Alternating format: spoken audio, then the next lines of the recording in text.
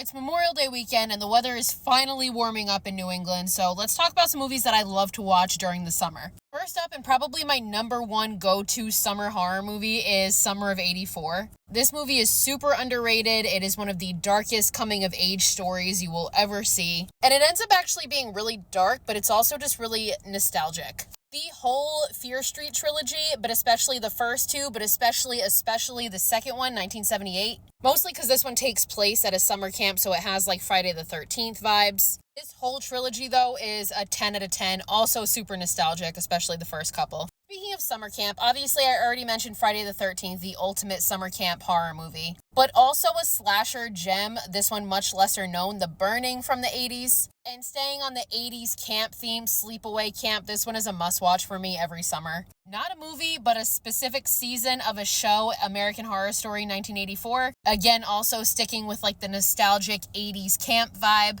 I actually put off watching this season for a long time. I have no idea why, because actually it's one of my favorites. My favorite vampire movie of all time, and just one of my favorite horror movies in general of all time. I yearn for the Santa Carla Boardwalk, and I've never even been there, and I know it was actually filmed in Santa Cruz. If I could time travel to one place, it honestly might be that boardwalk in the 80s. Like, this movie makes me miss something I never even knew. With that, something that was also filmed on the Santa Cruz Boardwalk, Us from 2019. I love Jordan Peele. This is my favorite movie of his. About a family on summer vacation and just takes an absolute turn for the worst. Now, this one's pretty gross, and if you're in the water a lot, this one's going to make you very paranoid for the summer, but The Bay is a personal favorite. This one is about this disgusting, like, skin-eating parasite that takes over this little, like, harbor town. And the events of this one unfold during the 4th of July celebration, so very summery.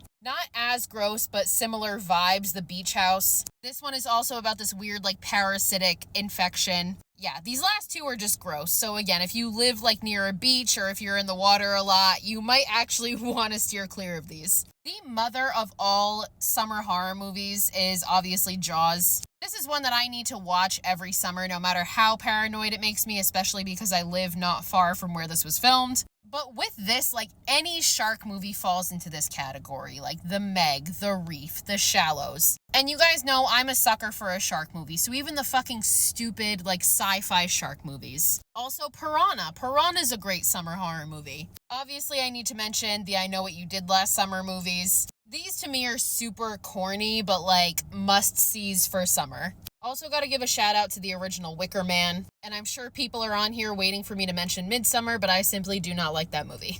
And finally, another one of my personal favorites also takes place during summer, which you know because the kids keep saying it's summer. But It from 2017 is just like such a fun, nostalgic, summer-packed movie. This is another one that almost makes me like yearn for something I never knew. Like, this movie makes me want to be a kid riding my bike through town in the 80s. Minus the whole killer clown that's like really a shape-shifting alien thing.